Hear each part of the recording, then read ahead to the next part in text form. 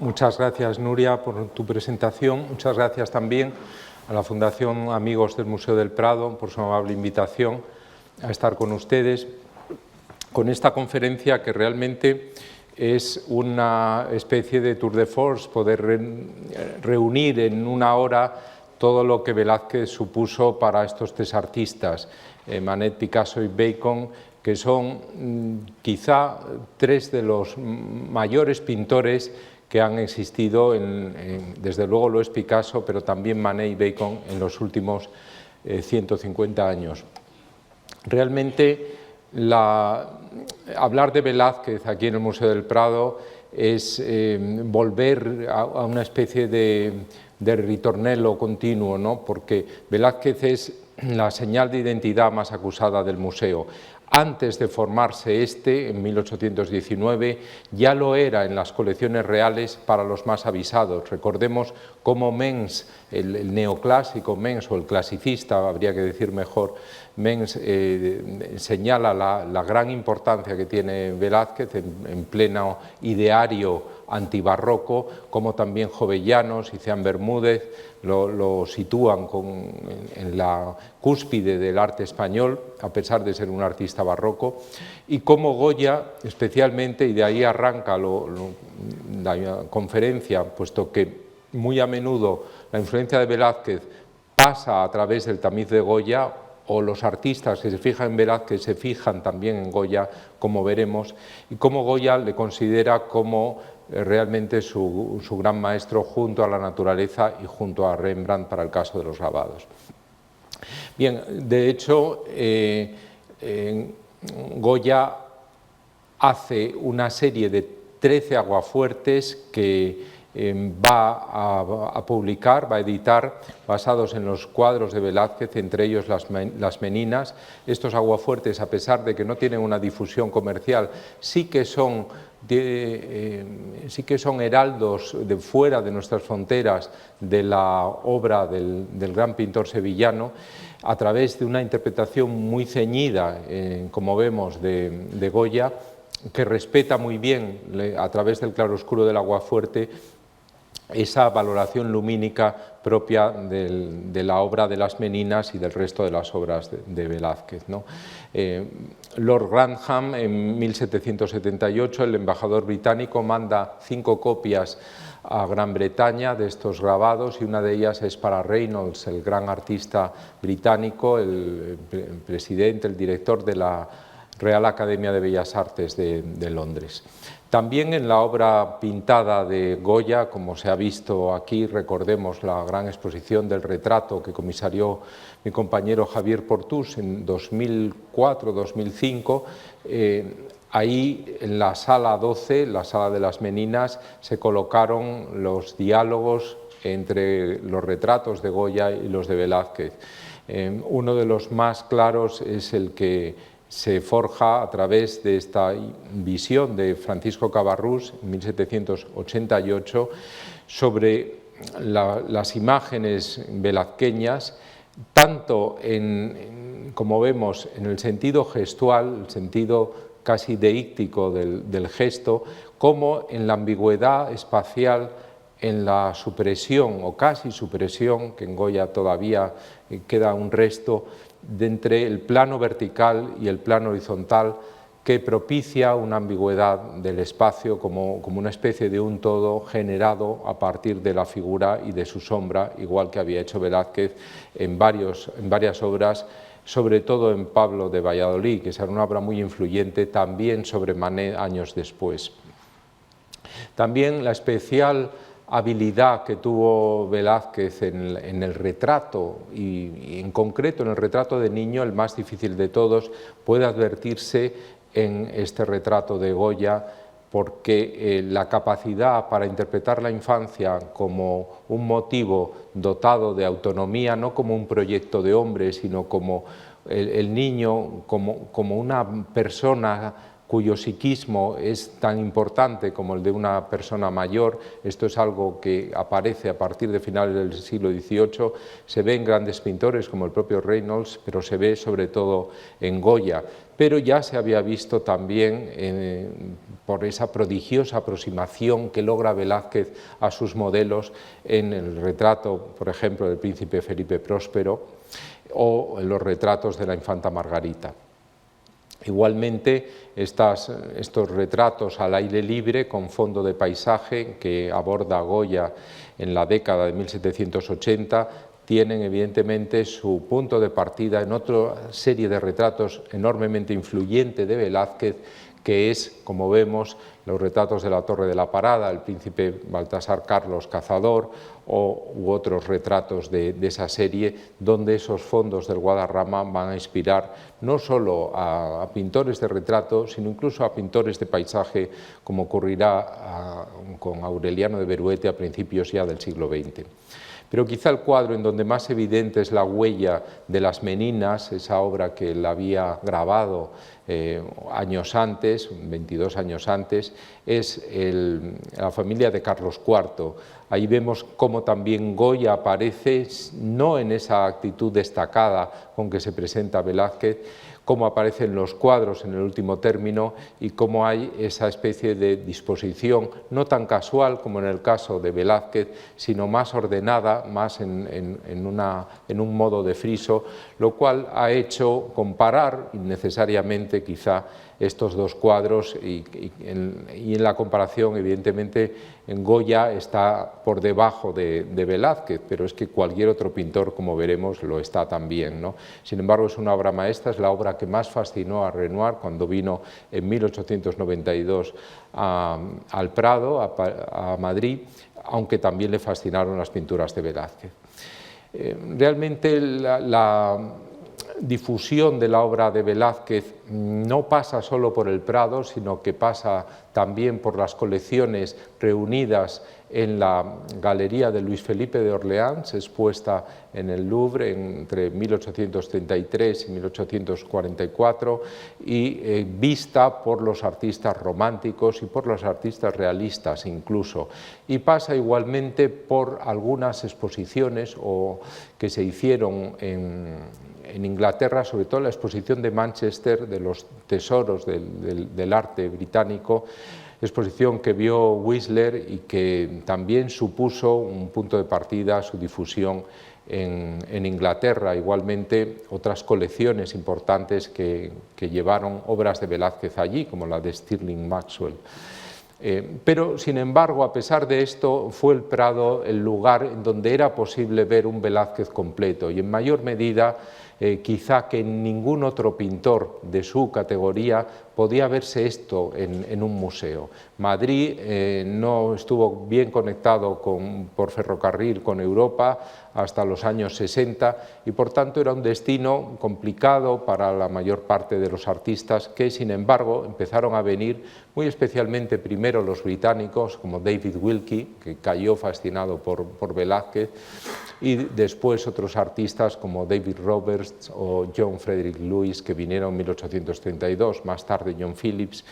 Después es el momento en que acuden los franceses, muy especialmente en la década de 1860, entre ellos Montvan y entre ellos también Degas, Astruc, que era crítico de arte, además de pintor aficionado, y es Astruc el que viene en 1864 y el que despierta la apetencia de Edouard Manet, amigo suyo, de hacer igualmente el viaje, que ya era más sencillo, a Madrid, cosa que hace en 1865. Previamente, Manet se había fijado en la escuela española, igual que en la escuela holandesa, eran las dos escuelas heraldos del realismo, las dos escuelas del siglo XVII más realistas frente a la francesa más clasicista, eran estas españolas y holandesas. Eran escuelas además que se recuperaron historiográficamente sobre todo en el siglo XIX y que comenzaron además a ser valoradas muy especialmente a partir de las interpretaciones de los pintores más modernos, y en esto Manet jugó un papel de primer orden. Por un lado, los holandeses pero por otro lado también los españoles, más desconocidos aún, ¿no? Había algunos cuadros de españoles en las colecciones francesas, en el Museo del Louvre también, pero en muchos casos, como en este, se trataba de cuadros que no eran obra directa de Diego Velázquez, sino que eran de su taller, de su círculo, a veces obras incluso de artistas italianos que pasaban por ser de Velázquez. Todavía no estaba definido el canon de las pinturas propiamente velazqueñas, y entonces vemos cómo, pese a ello, ese aire familiar que tiene esta obra con la pintura de Velázquez sirvió de motivo, de inspiración, de copia realmente para esta aproximación que hizo Manet a finales de la década de 1850, es decir, cuando tenía unos 28 años, un momento de primera madurez en la obra de Manet, ¿no? Momento además en el que el artista, recuerden que el recurso a la copia era una de las maneras no solo de formarse, sino de perfeccionarse y de buscar una afinidad electiva, podríamos decir, dentro de la gran pintura anterior, ¿no? Las copias las habían hecho Géricault, las había hecho Delacroix, incluso Delacroix había copiado un supuesto Velázquez que en realidad era Carreño de Miranda, y también Manet, como había además preconizado su maestro Thomas Couture, uno de los grandes pintores del eclecticismo, recuerden La decadencia de los romanos, ese gran cuadro que está en el Museo d'Orsay, es obra suya, y Couture, que era maestro de Manet, defendía la copia como un modo de progresar estilísticamente, no solo como un modo de formarse, sino también como una manera de advertir cuál es el verdadero estilo. Y entonces veremos a grandes artistas primero hacer copias y luego hacer reinterpretaciones, y este es el kit precisamente de nuestra conferencia. Aquí vemos cómo las copias de Manet suelen ser copias más diluidas, más disueltas en un trabajo del óleo. Esto le pasa también con otros artistas como Tiziano, en un trabajo del óleo más directo, más rápido, más espontáneo que los originales del siglo XVII, que son más trabajados por capas y que tienen una contextura mucho más espesa, ¿no? Y esto ocurre, fíjense la comparación, la mayor claridad. Esto ocurre también con otra serie de pinturas que están inspiradas en la escuela española. Aquí tenemos el motivo de la puerta al fondo, como ocurre o como aparece en las Meninas, también el motivo del personaje del niño, de los caballeros, esos caballeros españoles que aparecen igualmente en el título, también a finales de los años 50. De una manera muy clara, El bebedor de absenta, un filósofo, una obra que apreció Baudelaire y que está relacionada explícitamente con el Menipo. Aquí tenemos referencias también en El niño con espada a la pintura española, referencias a cuadros como este, Felipe IV, Cazador, de la Torre de la Parada, igualmente, que estaba en el Museo de Castres, pero que era depósito del Museo del Louvre, como vemos. También abordó Manet tanto la acuarela como el grabado, igual que haría Degas esta visión de Margarita, la infanta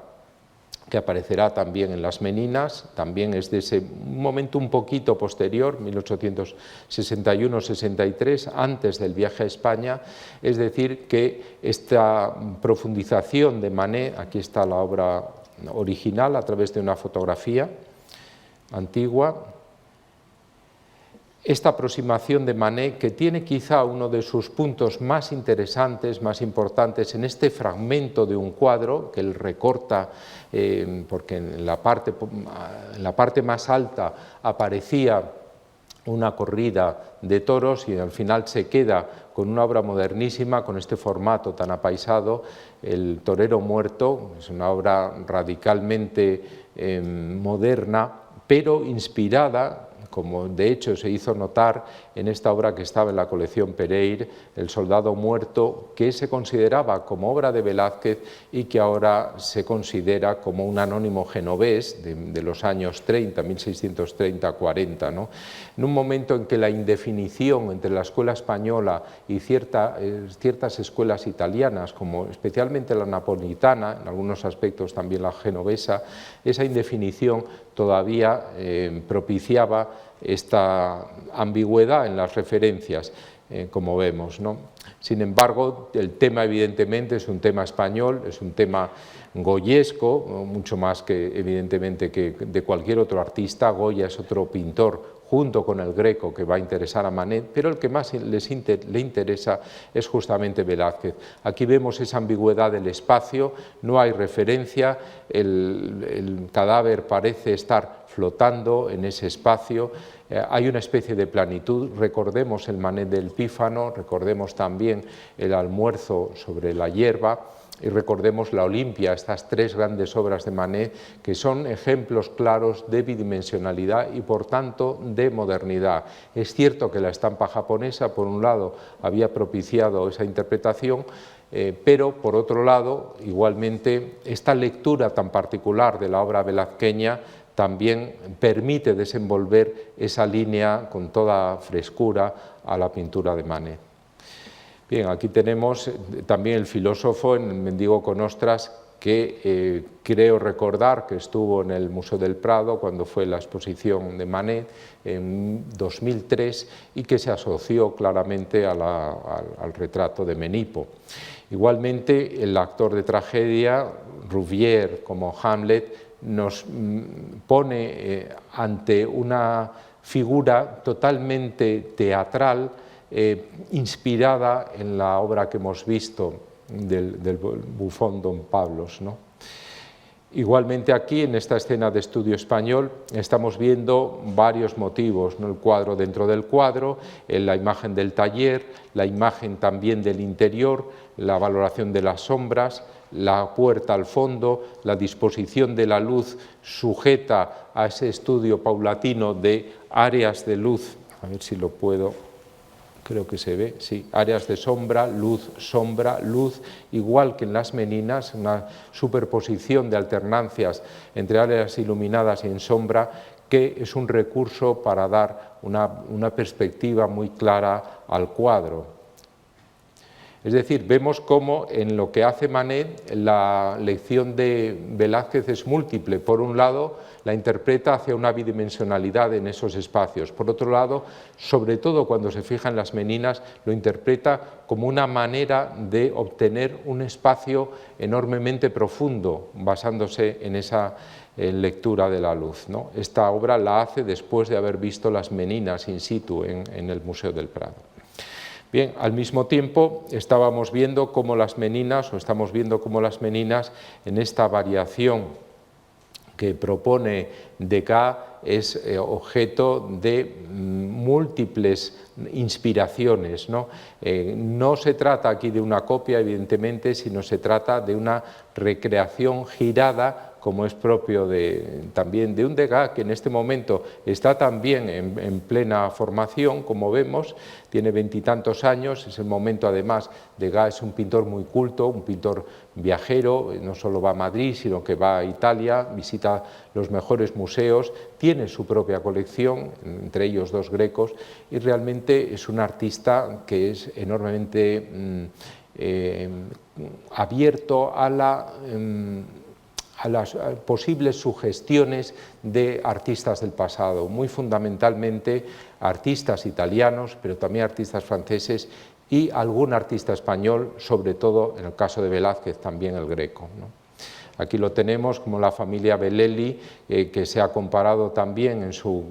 materialización del espacio con el espejo a una reinterpretación muy moderna de las Meninas. Es una de sus obras maestras de este periodo de formación. También las figuras, la relación o falta de relación más bien que entablan entre ellas. Hay dos figuras a la izquierda, la madre y su hija predilecta, y a la derecha el padre y su hija predilecta. Sí, pero el matrimonio y las hermanas no se vinculan entre ellas, ¿no? Es algo que denota ese gusto de Degas, que también en el fondo es bastante velazqueño por captar de un modo lateral, oblicuo o muy sutil el verdadero psiquismo de los personajes. También la obra de Whistler, que como dije conoció a Velázquez directamente en la exposición de Manchester de 1857, nos permite advertir una temprana interpretación de este gran maestro que luego va a ser uno de los grandes representantes del simbolismo, pero ya en los años 60 vemos esta armonía en verde y rosa, en la sala de música, una obra modernísima. Podemos pensar aquí incluso ante una pintura que podría estar anunciando el gusto por lo decorativo propio de los Nabí, pero sin embargo hay una captación también del espacio y una sutileza del gesto, sobre todo en la figura del centro, que nos remite evidentemente a Velázquez, igual que nos remite tanto en el color como en la postura del gesto esta otra obra de Whistler, Armonía en gris y verde, la señorita Cecily Alexander. También vemos aquí ese gusto por las transiciones de grises y con el negro en el lugar central, que también son propias de Velázquez. Aquí, si nos damos cuenta, es una obra extraordinariamente bella en su cromatismo, aunque con una gama reducida extrema también, ¿no? En este sentido nos recuerda evidentemente ese gusto de la escuela española por utilizar muy pocos tonos con una gran variedad de matices. También en el caso como de Manet o como de Goya, de la presentación de la figura en el espacio ambiguo, pero aquí con un mayor relieve o con una mayor presencia de las sombras, lo tenemos en estos arreglos en negro, Sir Henry Irving como Felipe II de España, ¿no? Como una representación de un disfraz y como un homenaje a la escuela española, como vemos ya en los años 70. También es homenaje al gran violinista español Sarasate, ya en los 80. Y paralelamente a estos pintores que podemos considerar como Manet, Degas, Renoir también, que son heraldos de una modernidad clara, sin embargo también otros artistas que yo no diría que no son modernos, pero que sí pueden considerarse más eclécticos o más académicos, como Carolus Duran, que pasa incluso unas temporadas en España y que es un pintor extraordinariamente velazqueño, maestro de Ramón Casas también. Vamos a ver una interpretación en otra clave muy interesante también de Velázquez, ¿no? Ese gesto contenido y esa valoración de los grises con ese fondo tan sumario, ¿no? Como vemos. En la escuela española pasa lo mismo. Realmente Velázquez es una especie de influencia que siempre está presente, que no puede ser evitada, ¿no? Podríamos decir, desde la época de Goya, con una continuidad perfecta, pasando por Madrazo, pasando por los pintores de la época de Rosales, de Fortuny, que hace las copias de los cuadros velazqueños, sobre todo a la acuarela, pero también al óleo, y llegando hasta el final del siglo a Sorolla, nos vamos a encontrar con que Velázquez no se le puede obviar, ¿no? Es inevitable su presencia de un modo muy claro. Aquí asociado con Goya, vemos por un lado los retratos de la Torre de la Parada y vemos por otro lado también la fuerza goyesca de la pincelada y de la apostura de la pose de la niña, que es la hija del general Serrano, en ese momento regente de España. También entre los artistas norteamericanos que viajan, muchos de ellos a Europa, pasan algunos por Madrid, como es el caso de Eakins, y que nos presenta estas obras, o como es sobre todo el caso de Sargent, que es quizá el más sutil en la interpretación de Velázquez. Recordemos cómo Whistler lo había sido previamente, pero en el caso de Sargent en esta obra, que estuvo aquí expuesta al lado de las Meninas, la interpretación que hace es de un mundo de la corte de los Austrias enormemente elegante, enormemente misterioso, pero también con una especie de carga psíquica detenida, como algo ominoso, como algo que pesa negativamente sobre las figuras, como un terreno, un espacio o un ámbito rarefacto, enormemente elegante, pero al mismo tiempo un poco apartado de la vida, como si estas niñas fueran unas doncellas en espera que están ahí un poco abrumadas por la escala de los grandes jarrones y por la escala también de ese espacio hecho sutilmente de luces y de sombras. En el caso posterior sabemos que ninguna de estas niñas fue enteramente feliz, como si Sargent hubiera adivinado esa especie de vida posterior que habrían tenido. Chase, en otro caso, retratando a Whistler, también un pintor americano, retratado por otro pintor americano, pero homenajeando a Velázquez, en un pintor extraordinariamente velazqueño, por otro pintor que también viene a España y se inspira en el maestro sevillano. En el caso de Chase también, en los espacios, vemos cómo Velázquez está también animado por la colusión de otras interpretaciones, como es esa perspectiva acelerada que habían utilizado Caillebotte, Degas, entre otros, o igualmente está utilizando en esos años Toulouse-Lautrec, ¿no? Robert Henry, que también viene a España, que va a ser el maestro de numerosos pintores americanos y va a difundir el gusto por lo español, en este caso visto bajo una óptica más global, menos sutil, más realista, ¿no? Más elemental que en el caso de los maestros anteriores, o en el caso español de Sorolla, con esta obra que realmente es un homenaje a las Meninas, cuyo cuadro está también al fondo, con esta ampliación del espacio, con los espejos y con la disposición de las figuras. Esta en concreto, la hija mayor, nos recuerda a Isabel de Velasco claramente, incluso en el colorido de los grises está patente esta asociación. Pero como vemos, en el caso de Sorolla, ya en esta época, en 1905, esta influencia de Velázquez llegaba hasta aquí. Sargent, Sorolla son los últimos grandes maestros a los que la influencia velazqueña les permite volver una y otra vez sobre el motivo del retrato, especialmente del retrato de grupo, no solo del retrato individual. A partir de ellos ya la lección de Velázquez empieza a decaer y son otros artistas, fundamentalmente el Greco, aquellos que más van a interesar a los pintores de las vanguardias. Sin embargo, vamos a ver cómo Velázquez va a reaparecer bajo otras ópticas, muchas décadas después. En esos años, o muy poco antes que Sorolla, 10 años antes, vemos cómo el Picasso jovencísimo que viene, pasa por el Museo del Prado en un viaje desde Málaga con 14 años, es capaz de copiar, ya de individualizar el interés que tienen los bufones. Es cierto que va con su padre, que realmente, como cualquier otro pintor de su generación, veía en Velázquez a la gran figura. Esto era un dogma de fe en la valoración artística, en la axiología artística del momento, y entonces también Picasso se da cuenta, como vemos, elige solo la expresión del bufón, esa manera que tiene Velázquez de dar humanidad a estos personajes marginales, le mueve a Picasso a una simpatía y efectivamente es lo que capta, igual que en El niño de Vallecas, ¿no? esa perturbación psíquica que sufre es tratada también con un extraordinario cariño y una extraordinaria dignidad en un cuaderno de apuntes. Aquí vemos como en el libro de copistas, ya no dibujos en carnés, sino obras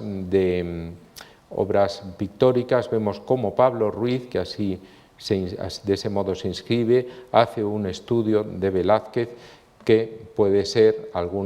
quizá el retrato de Felipe IV o algún otro. Aquí vemos cómo también en el viaje que hace, en la estancia más que viaje, porque es un curso académico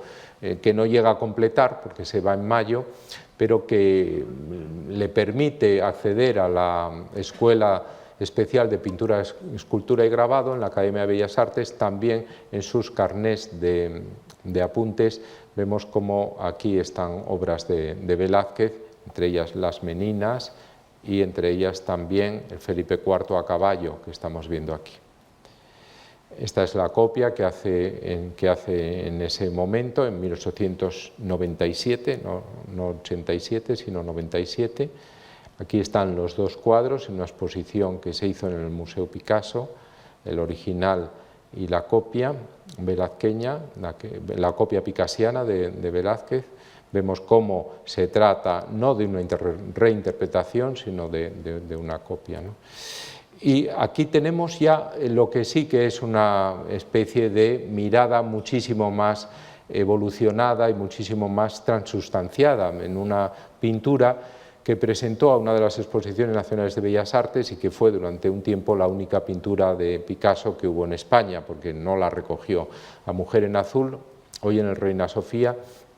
que nos muestra pues esa vigencia de Velázquez en el guardainfante, pero también de Goya en la expresividad del rostro, ¿no? Sin embargo, el verdadero motivo velazqueño fueron las Meninas. Las Meninas para él supuso una especie de desafío, podríamos decir, en el momento en el que en 1957, viviendo en la Californie, en esa quinta o en esa gran casa de gusto un poco neoárabe, con una gran iluminación, con grandes espacios, descubre el valor de la luz y se plantea en ese año, durante los meses que van entre el 17 de agosto de 1857 y el 30 de diciembre, en esos 4 meses y medio, se plantea una serie completa de 44 variaciones al óleo sobre la obra de Velázquez. De hecho, se encierra en el segundo piso para que nadie le perturbe, realmente no deja entrar a nadie en su estudio y es una especie de obsesión la que tiene por dar salida a su réplica a Velázquez. De algún modo, claro, en 1957 Picasso ya era una figura consagradísima desde hacía varias décadas. Había estado en todos los grandes movimientos, en los más pictóricos de las vanguardias. Había sido el inventor de la más renovadora vanguardia, como era el cubismo. Y en esa época, según algunos autores, había una falta de ideas en Picasso. Entonces, por eso es cuando hace primero la serie en homenaje a Delacroix, basada en las mujeres de Argel, que antecede directamente, y este es un dato muy a tener en cuenta, a la serie de las Meninas, después la serie de las Meninas, después la serie del almuerzo campestre de Manet, después la serie basada en el rapto de las Sabinas de Poussin, es decir, hace recreaciones de grandes maestros con los que dialoga como si él, ya gran maestro, fuera a la manera de Rubens cuando vino a España y copió todos los cuadros de Tiziano, rehaciendo algunos, modificando algunas cosas para medirse con él y para, de algún modo, mostrar que él también era un pintor equiparable o superior incluso a Tiziano, que es lo que de algún modo quiere mostrar Picasso en ese enfrentamiento con estos grandes pintores. Pintores, dos de ellos, Poussin y Velázquez del siglo XVII, es decir, el gran siglo de la pintura, y pintores, los otros dos, Manet y Delacroix, pintores del siglo XIX, es decir, dos grandes maestros inmediatamente anteriores a él, pero que estaban en la génesis de la pintura verdaderamente moderna. Entonces, vamos a ver rápidamente algunas de estas 44 obras de Picasso, de las cuales 5 pudieron verse en aquella exposición Picasso, Tradición y Vanguardia, que recordarán que se expuso en el Museo del Prado, nada menos que en el lugar central, ¿no? Aquí está el busto de Juan de Villanueva, normalmente aquí está debajo el retrato de Carlos V en Milver por Tiziano, y aquí a la izquierda está la sala 12, la sala de las Meninas. Pero aquí vemos dos de los mejores estudios de conjunto de Picasso en esta serie, y aquí el primero de ellos, al óleo en grises, flanqueado por dos recreaciones de la infanta Margarita. Aquí vemos cómo realmente esto era una especie de túnel del tiempo, ¿no? Como al fondo esa distancia física era el trasunto de la distancia temporal que existía entre 1957 y 1650, es decir, 300 años, pero realmente este montaje ponía de relieve esa especie de diferencia evidente que había entre unas y otras obras. Este es el primer boceto que hace en un lápiz a color, en donde vemos, con referencia al original, el hiperdesarrollo en altura de Velázquez. En el fondo, Velázquez es el creador con el cual se mide el artista, es el pintor, por tanto, para Picasso en un primer momento es lo más importante, es lo esencial. Por eso aparece casi mayor que el cuadro que está pintando, a diferencia de lo que ocurre en el original. Vemos también el resto de los personajes en su escala más o menos en relación con el espacio natural, un poco mayor los dos guardadamas, y aquí vemos el retrato de los reyes en el espejo y el aposentador nieto al fondo, ¿no? Las figuras de los cuadros con las X, y en qué se han convertido las lámparas que están en profundidad en el cuadro de Velázquez. Se han convertido en dos ganchos situados, como va a ser habitual en la serie, en el mismo espacio, ¿no? En la misma línea, como estamos viendo, ¿no? Entonces, hay una visión, como vemos, de reducción casi al plano de todo ello, una reducción gráfica que es el punto de partida ese 16 de agosto, porque enseguida va a hacer la serie de óleos. Es muy interesante la confesión que hace Pablo Picasso a su secretario y amigo Jaume Sabartés en 1953, lo publica después él en su libro Las Meninas y la vida, en su primera edición en el 59. Dice esto que tenemos aquí, que es un punto de partida para comprender. Si uno se pusiera a copiar las Meninas, al llegar a cierto punto, y si el que copiase fuese yo, me diría, ¿qué tal sería variar un poco? Es decir, poner a esa figura un poquitín más a la derecha o a la izquierda. Probaría hacerlo a mi manera. Esto lo dice 4 años antes de abordar la serie. Es decir, le está dando vueltas a este gran cuadro, ¿no? Entonces, al modificar una parte, el cuadro, como una especie de mecanismo de relojería, implicaría que se modificaría también la luz, se cambiaría todo y entonces el artista tendría que descifrar lo que ocurre.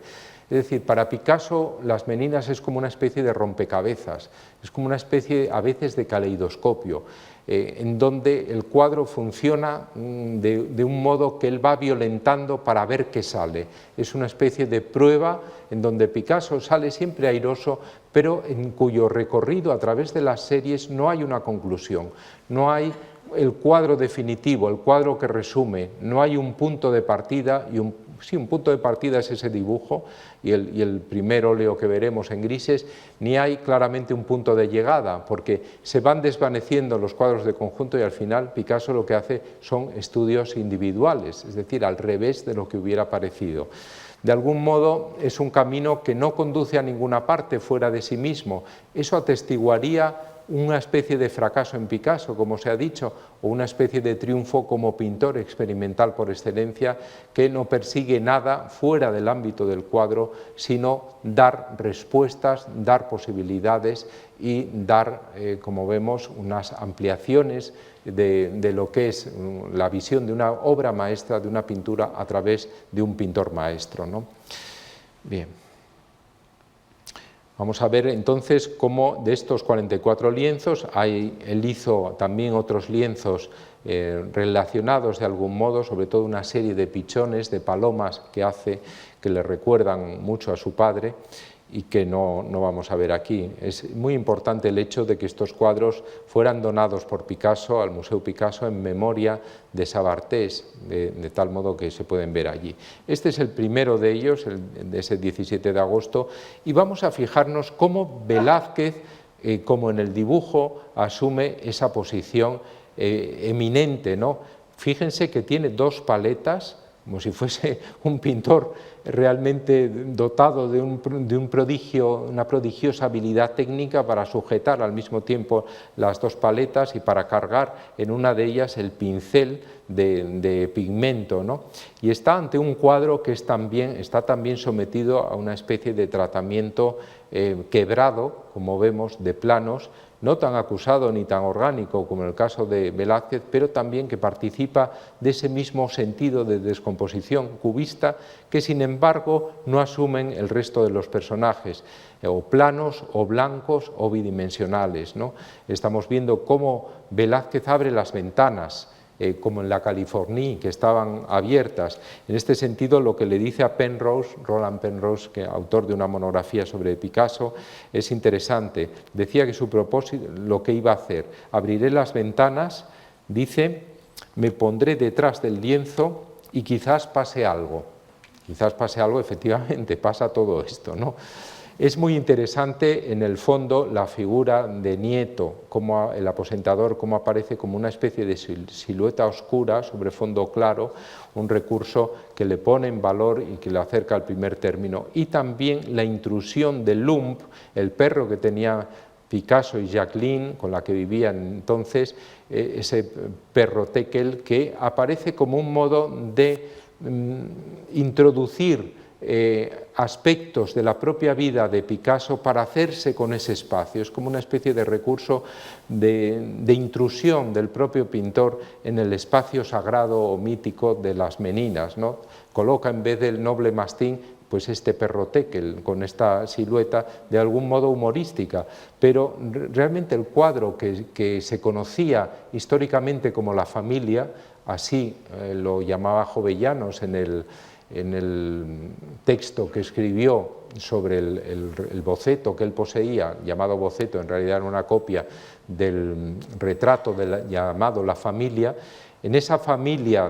real que pinta Velázquez, Picasso poco a poco va a ir introduciendo aspectos de su propia familia. De hecho, la figura preeminente de Velázquez que tenemos aquí, fijémonos en comparación otra vez con el cuadro, cómo en la obra de Picasso llega hasta aquí.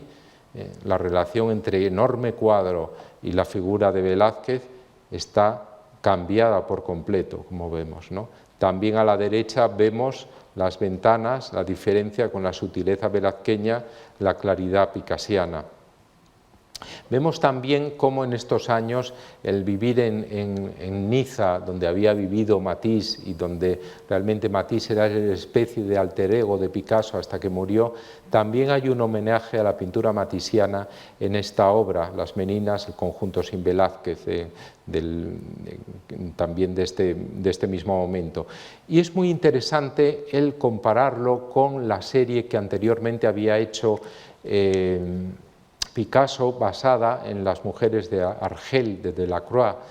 que la había abordado en dos obras, en 1834 la primera y la otra un poco posterior. Fijémonos cómo en la obra de Delacroix hay también la figura que descorre como Nieto la cortina, también la puerta al fondo y una visión casi de friso de las figuras, pero es un espacio que no es el espacio del Palacio Real, sino que es el espacio del burdel, del harén en realidad, pero que a Picasso le recordaba sus propias obras maestras, Las señoritas de Aviñón, el espacio del burdel, de algún modo le recordaba en esta época cuando hace esta serie Las mujeres de Argel, según Delacroix, en 1955, es decir, 2 años antes, esa obra maestra que era Las señoritas de Aviñón, le recuerda. Entonces vemos a Picasso confrontarse, sobre todo en este momento, vemos cómo la figura de Jacqueline, en la última de las versiones de Las mujeres de Argel, ocupa el mismo lugar y también plantea una disposición bastante similar en la descomposición de planos y en su monumentalidad, casi no cabe en el espacio, con respecto a Velázquez, ¿no? Es como si ese lugar de Jacqueline fuera el lugar de Velázquez. De algún modo está mostrando la continuidad entre ambas series. Aquí tenemos igualmente la puerta hacia el fondo, las figuras recortadas en ella y el resto sujeto a esa descomposición cubista. Bien, vemos cómo después de estas primeras, de este primer o estos dos grandes cuadros que son de conjunto, el artista va a polarizarse en la menina, en la infanta Margarita, que está, como vemos, recibiendo el búcaro de manos de Isabel de Velasco. El búcaro tiene aquí un gran protagonismo, ¿no? Como estamos viendo, pero también esta figura de la infanta Margarita va asumiendo unos rasgos que progresivamente se parecen a la hija de Picasso, a Paloma Picasso en esa época. Es decir, es un rasgo más de asunción por parte de Picasso, de apropiación de Picasso, que se adueña de las figuras de las meninas y que realmente no solo del perro, sino también de la infanta, también en el caso, como vemos, de Velázquez, que ocupa el lugar que había ocupado Jacqueline y que poco a poco va a tender a desaparecer. Llega un momento en que él no sabe qué hacer con Velázquez, porque está el propio Picasso, entonces de algún modo sobra Velázquez, ¿no? Velázquez ya está suficientemente en el cuadro, debe pensar el propio pintor, ¿no? Estamos viendo, en efecto, cómo en los siguientes estudios de conjunto, este estuvo en el Prado, la figura velazqueña se va difuminando, se va aplanando y se va haciendo menor. Y aquí desaparecen los reyes, pero sin embargo el espejo funciona como una especie de elemento nuclear de origen caleidoscópico, ¿no? Es decir, toda esa especie de descomposición de planos como un laberinto caleidoscópico realmente, del cual solo se libran la infanta y en parte Nicolasillo Pertusato, el enano, que está a la derecha. El resto está sometido a esa descomposición, solo los niños no están sujetos a ella, y quizá el perro también. Y el aposentador, Nieto, que parece estar pintando, parece como si el propio Picasso se hubiera desplazado aquí y esto se hubiera convertido, en vez de puerta, este batiente en el bastidor, ¿no? Parece como si estuviera pintando con el ademán del autorretrato de Goya en la Academia en estos años, ¿no? Pero es muy interesante cómo ese origen caleidoscópico parece partir de aquí y expandirse hacia todo el cuadro, ¿no? Es uno de los estudios más importantes, una de las interpretaciones más claves de lo que Picasso está persiguiendo, ¿no? Fijémonos cómo un día después, esto está hecho en un día además, ojo que ya en estos momentos Picasso no le da muchas vueltas, está cambiando y el pincel va solo unido a la mente, ¿no? Está hiperconcentrado, no sale del estudio, no permite que entre nadie y el resultado es este, que en un día hace esta obra que podemos considerar una obra maestra, 129 por 161 centímetros, perfectamente resuelta, como vemos, ¿no? Y sin embargo al día siguiente, sin dilación, con total continuidad, hace una obra totalmente diferente, una obra muchísimo más bidimensional. El caleidoscopio ha desaparecido, es una obra que nos recuerda algo a Los Tres Músicos, a ese poscubismo sintético, y en donde las estrellas, en lo que se han convertido las lámparas, en esta especie de nocturno, las estrellas también suponen una referencia a un mundo mágico, a un mundo astral, ¿no? Es una obra que nos recuerda también, en cierto modo, algo a Matisse y a su visión de limpidez, de pureza, como vemos, y vuelve otra vez al caleidoscopio poco después, el 2 de octubre, de ese mismo año, todas son de esos 4 meses. Vemos cómo nuevamente el cuadro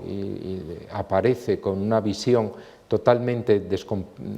fragmentada, descompensada con respecto al resto de las figuras, y cómo todo ello se convierte en algo que tiene, debido al color que utiliza, algo de feria, de barraca de feria, este conjunto, ¿no? También la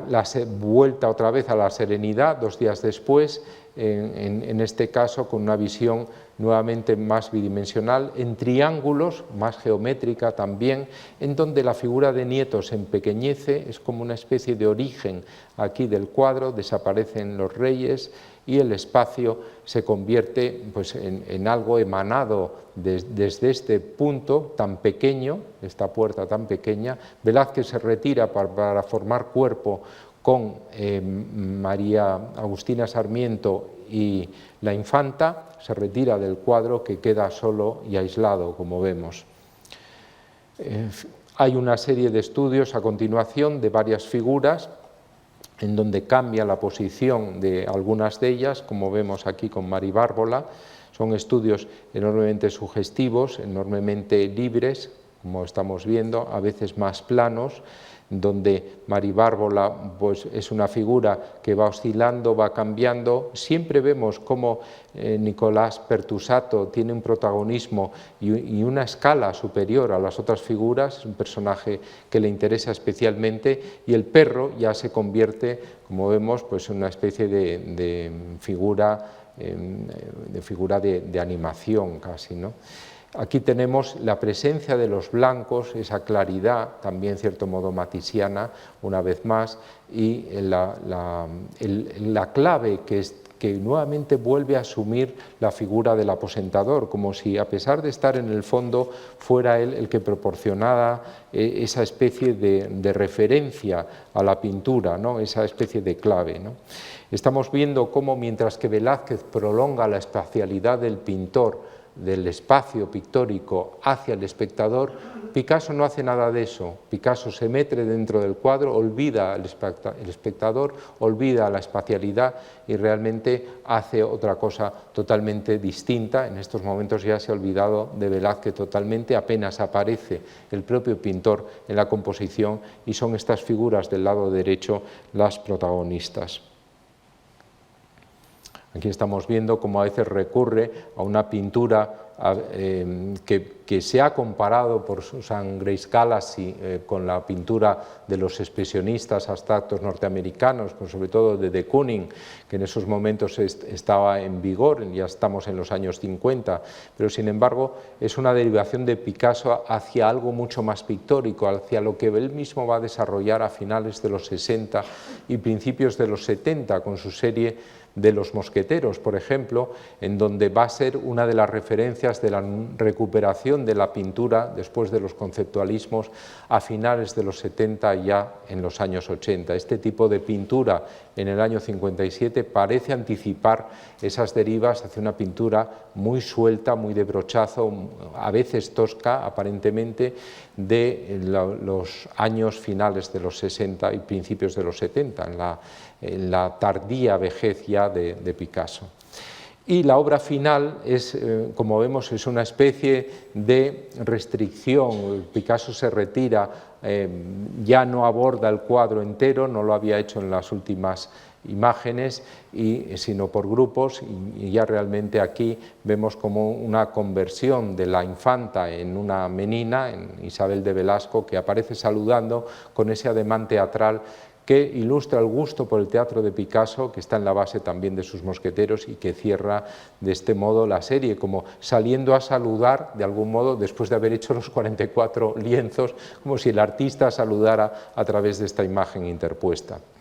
Bien, aquí está uno de los Mosqueteros que decía, ¿no?, que preconiza o anticipa la vuelta a la pintura a finales de los 70. Es un homenaje directo no solo a Velázquez, sino a El Greco, como ven en el título, y también a Rembrandt, las tres figuras claves o tres de las figuras claves de su arte en esta época ya final, cuando Picasso tiene 86 años. Y vamos a terminar solo con una figura ya también enormemente importante, desde luego no tan central como Picasso, pero sí muy relevante, que es Francis Bacon. Es un gran amante de la pintura. Recordemos que él murió en Madrid en el año 92, cuando venía periódicamente al Prado, compañera Manuela Mena lo recibía a veces, el director entonces del museo, Alfonso Pérez Sánchez, tenía un trato con él y realmente le facilitaban el visitar el museo los lunes, museo cerrado, para que pudiera estar cómodo ante los cuadros siempre de Velázquez que venía a ver, ¿no? Cuando se hizo en 1987 en la National Gallery una exposición en donde titulada El ojo que elige, el ojo del propio Bacon, se le pidió que eligiera algunas obras y él eligió la Venus del espejo, que es una de las obras claves de Velázquez, y la gran obra maestra junto con el Inocencio X, que no está en el Prado, ¿no? Son además las dos obras que influyeron sobre todo la aproximación a Velázquez de este pintor, de Francis Bacon. Estamos viendo entonces cómo en este tríptico la derecha, la parte derecha, nos está recordando una actualización de las Meninas. Realmente el cuadro visto por el dorso, el bastidor y la figura, no en este caso de pintor, sino una figura de fotógrafo. Bacon valoraba muchísimo la fotografía, partía a menudo de la fotografía en sus originales y tenía un amigo fotógrafo, Nigel Henderson, que le suministraba obras y que realmente tenía un contacto muy estrecho con él, ¿no? Entonces, esta visión moderna del mundo de las Meninas la vemos ya en este tríptico de 1974 y estamos enlazando de algún modo con el Picasso que 17 años antes había hecho aquella serie de 44 pinturas, ¿no? El cambio es totalmente radical, como vemos, y es ya un pintor de otra generación, separado por Picasso nada menos que por 28 años, en realidad son dos generaciones. Es un momento además en donde Bacon aclara sus pinturas, su color, quizá por influjo del arte pop, al cual no desemboca, pero al cual sin embargo no puede permanecer totalmente ajeno. Pero vemos cómo el contraste con los negros velazqueños está servido aquí de un modo también enormemente original, porque ese negro nos habla de los negativos fotográficos, ¿no?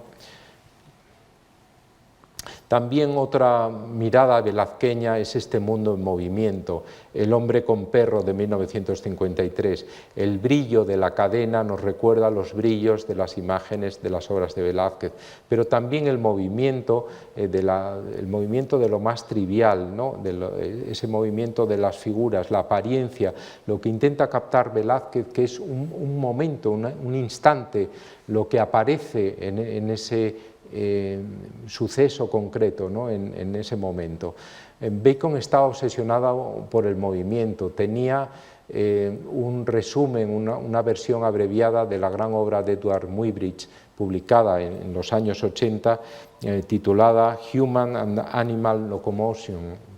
publicada en el año 87 exactamente, en 11 volúmenes, pero lo consultó un resumen en estancias de un amigo suyo, Dennis Werthmüller. Entonces, esa visión de Muybridge, que es junto con Jules Marey, es el inventor de la fotografía continuada, el fusil fotográfico que permite captar en instantáneas sucesivas y analizar el movimiento en su descomposición, los móviles, eso le interesa muchísimo a Bacon, y no en vano esta obra se ha comparado también con aquellas de Giacomo Balla, el pintor futurista, en donde se refiere al movimiento de un perro también. Pero fijémonos los grises y los negros también muy velazqueños. Pero la obra del espejo, que fue la Venus del espejo, que fue la obra elegida entre las de la National Gallery, una de ellas por Bacon, está también en algunas de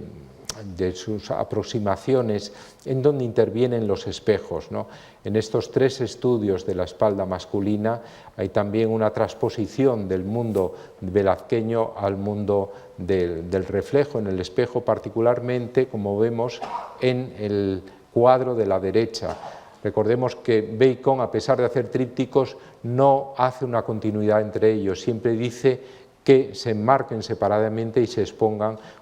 separados por intervalos, ¿no? Y eso se hizo aquí en 1900, en esta presentación. También tenemos esta otra obra, estudio de George Dyer, su amigo, en un espejo, donde el reflejo es también muy relevante. Cierto que no hay la sensualidad femenina de la Venus de Velázquez, pero sí que hay una visión enormemente intensa de esa especie de relación que el artista mantenía con Dyer, una relación homoerótica, y que se ve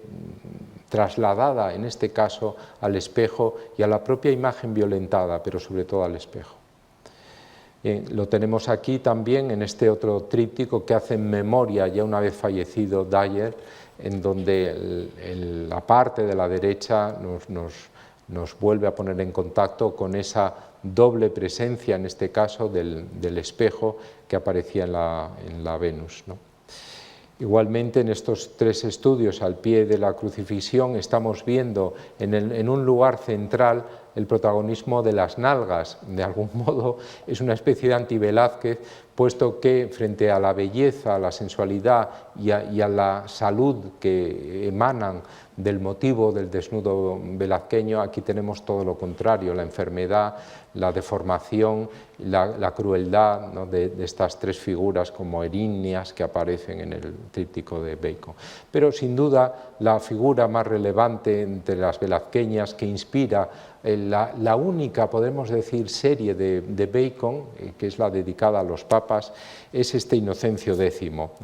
En esta serie es muy interesante porque son unos 50 retratos, más los que debió destruir, que no debieron ser pocos, realizados entre 1949 y 1971, de los que después de algún modo abjuraba el artista, ¿no? Decía, ¿para qué haber hecho esto?, ¿no?, le decía a David Sylvester. Realmente él empezó en 1946 a trabajar con esta obsesión por esta obra, que en un principio aparentemente no llegó a ver nunca, pero esto no está claro. Sin embargo, las primeras aproximaciones están hechas sin duda a partir de fotografías o de imágenes, ¿no? Esta es una de las reproducciones que él coleccionaba del retrato, tenía muchas. Son, como vemos, muchas de ellas en blanco y negro o muchas de ellas en el color. Hay que pensar que el color en los años 40, cuando él empezó a comprar estas fotos, era un color en sepias, era un color a veces en tonos no muy claros, no muy vívidos, y eso explicaría el color magenta o el color violáceo, como vemos que la muceta del Papa tiene en lugar de ser rojiza, ¿no?, como ocurre en el original. Es muy interesante porque estas reproducciones, el propio Nigel Henderson hablaba de ellas como imágenes estresadas, ¿no?, las que hacía él en sus fotografías. Él fotografiaba una obra, luego la doblaba el positivo y la volvía a refotografiar, con lo cual la imagen estaba estresada, estaba manipulada, ¿no? Y algo así le interesa mucho a Bacon. No le interesa la imagen nítida, no es un pintor con un estudio ordenado, sino que su estudio era verdaderamente tremendo, ¿no?, polvoriento, lleno de pintura, desordenado, pero en donde había un espesor que al artista le convencía o que le inspiraba para crear sus cuadros. Necesitaba ese magma y esa especie de superposición de estratos, ¿no? Y entonces esas fotografías iban tiñéndose con trozos de pintura, con borrones, con pigmentos, y por tanto eran pictóricas en sí mismas, transgredían el ámbito de la imagen fotográfica para adquirir una propiedad verdaderamente pictórica y azarosa, que es otro elemento que, aunque Bacon nunca se declaró surrealista, decía que odiaba el surrealismo, sin embargo ese azar interviene decisivamente en su pintura, ¿no? Entonces vamos a ver cómo ya un año antes de empezar esta cabeza primera, hace un conjunto de 6 cabezas, entre las cuales esta nos muestra varias cosas: la deformación del rostro, esa deformación extrema para convertirlo no ya en una forma animal, sino en una forma subhumana, una forma casi celular. Hay que pensar que el surrealismo había hecho esto. Los Picassos del periodo Dinart que habían fascinado a Bacon lo habían hecho también y realmente en los años 20,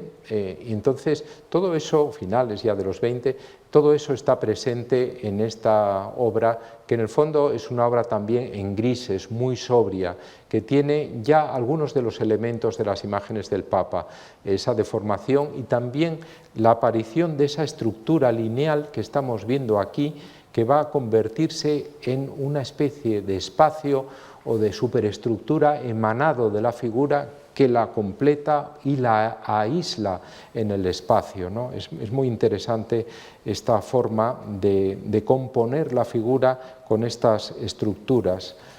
Vamos a ver ya como en la cabeza sexta, que es la primera aproximación a la figura del Papa, aparece un tercer rasgo, no solo la deformación del rostro subhumano, no solo también la estructura que está presente, sino un tercer rasgo que es el grito del Papa, ¿no? La figura del Papa, que es hierática, claro, uno no puede pensar en Inocencio X, de la gran familia Doria Pamphili, gritando de esta manera a la hora de ser retratado, ¿no? Sino que hay una contención extrema que luego Velázquez desentraña, por eso dice troppo vero, demasiado verdad, demasiado verdadero. Pero sin embargo, Bacon lo que hace es hacerle gritar, ¿no? De este modo acentúa esa dimensión casi subhumana. En estos años estaba fascinado por un libro de las enfermedades de la boca y decía que quería pintar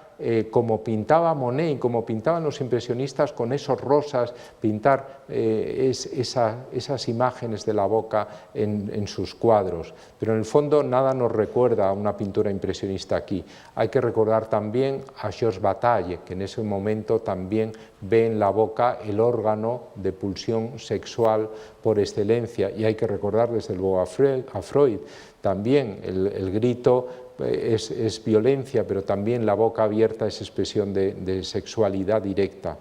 En el fondo, la gran serie del Papa, ¿a qué nos remite? ¿Qué es la figura del Papa para Bacon? Es una figura de autoridad para la historia del arte. ¿Qué hace desmitificando? Desmitificando también su figura de autoridad personal, que no es otra que la de su padre. Su padre, su padre se dedicaba a la preparación de caballos de carreras, una figura admirada por el propio Bacon,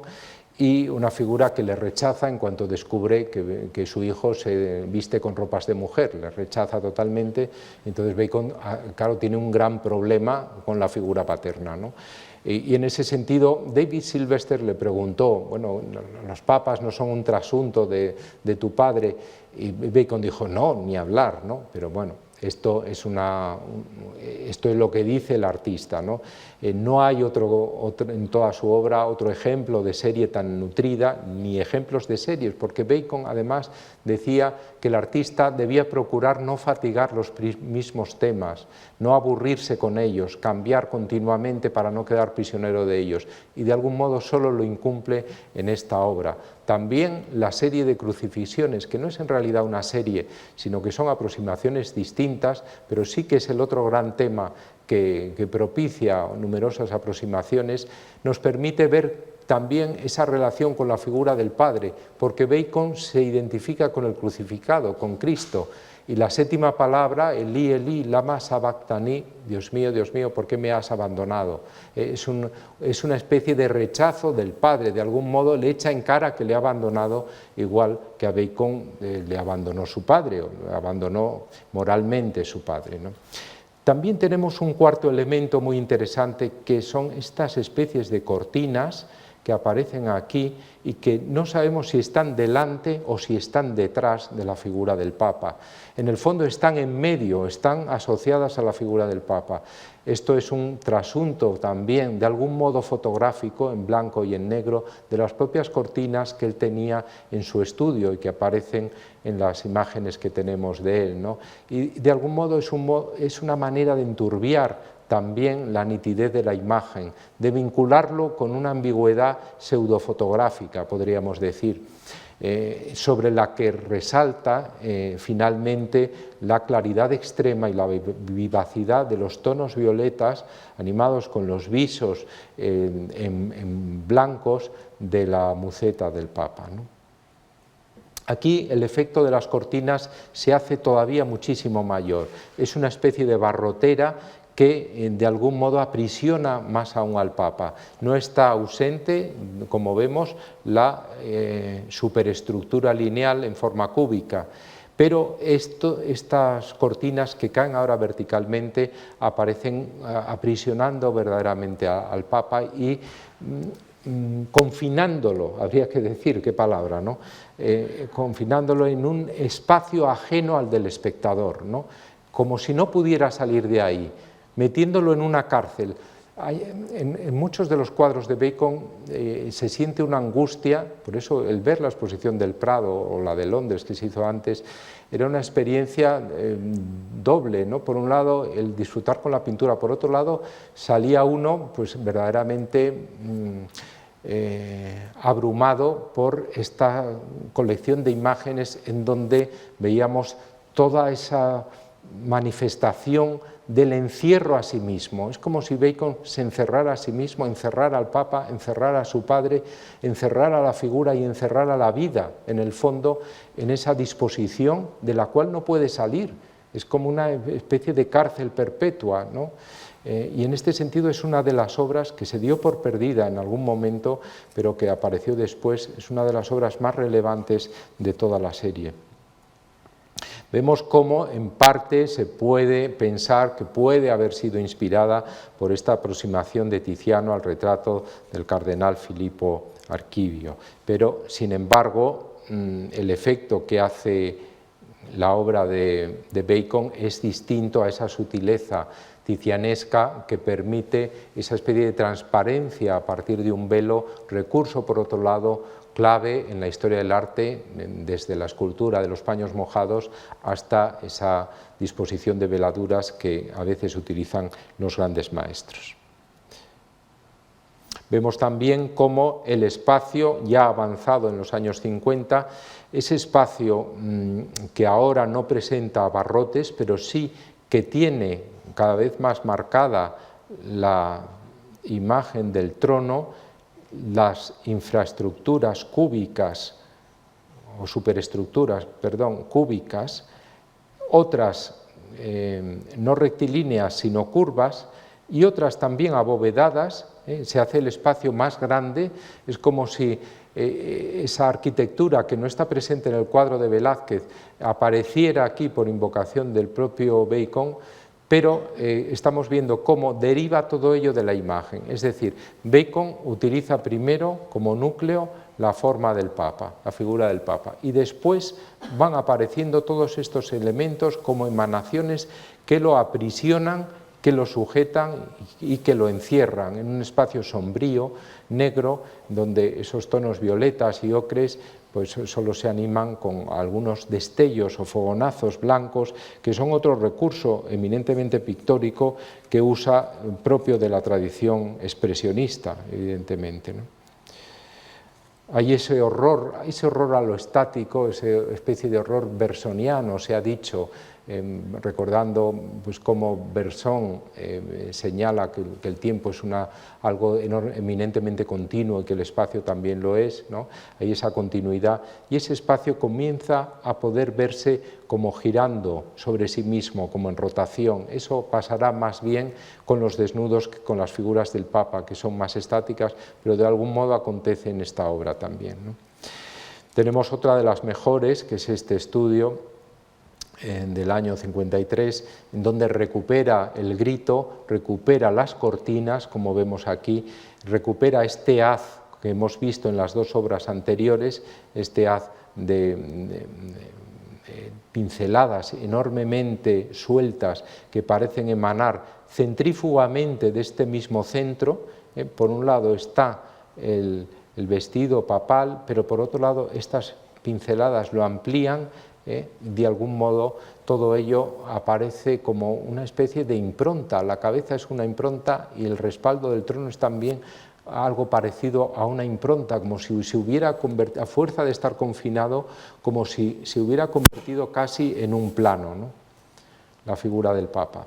Después esta otra que es más ilustrativa, podríamos decir, porque convoca aquí la imagen de Rembrandt la imagen también de Sutín, uno de los pintores predilectos en estos años del artista, aunque luego abjura de él, dice que no es interesante, pero estamos viendo duplicada esa impresión del horror y duplicada la referencia a dos motivos, uno el Papa y otro la res desollada, con la cual se identifica el propio Bacon. Él cuando entra en un matadero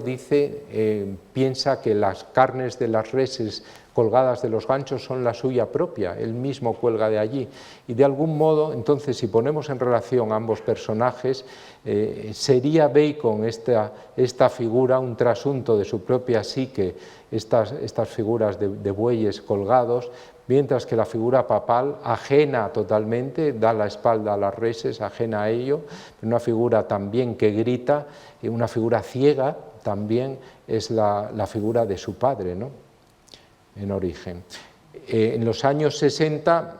la maleabilidad del rostro se hace más presente, estas figuras deformadas, vistas desde distintos puntos, pero sobre todo una carne enormemente elástica, una carne que a veces parece en los extremos en descomposición, una carne donde aparecen los rosas y una muceta ya en rosas. De hecho, Bacon, aunque había hecho un viaje a Roma, había estado 2 meses allí, él dijo que había estado vagando en torno a San Pedro del Vaticano, que no había visto el Papa, y decía, ¿para qué ver el Papa si lo que he hecho son tonterías? Y no, realmente había una especie como de temor a enfrentarse con la figura del original, después de haberlo rehecho varias veces, pero por otro lado también esto de algún modo está por confirmar el hecho de que no hubiera visto jamás el original de Velázquez.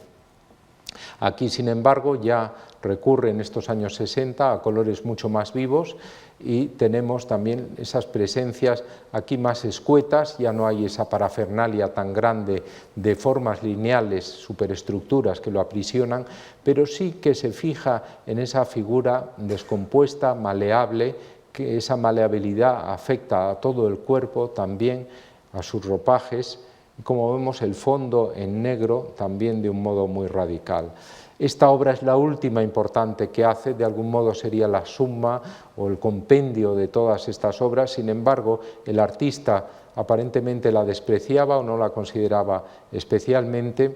y decía, puede ser una pos o no, decía que esta serie de obras pues realmente no hubiera pasado nada si no las hubiera pintado, ¿no? Esa grandiosidad de la figura papal aparece aquí de nuevo, aparece también el sistema de cortinas y aparece también el aislamiento extremo en una especie de plataforma como las que está empleando en estos años 60. Recordemos que él deja de hacer en el 71 estas figuras de papas, pero esta quizá en estos tiempos tardíos es la más relevante y la que mejor expresa esa especie de aislamiento radical de la figura en unos años en que se ha pensado que de algún modo esta serie de papas era el trasunto de la angustia que se sentía en la cultura occidental ante la Guerra Fría, sobre todo en Europa, ¿no? Se ha pensado también, recordemos que los años 50 son los años del existencialismo, los años de la angustia del ser, ¿no?, que había tratado Sartre y que había tratado Camus. Pero realmente estos son cuestiones de la época que se pueden superponer y que pueden estar ahí, pero nunca explicar el procedimiento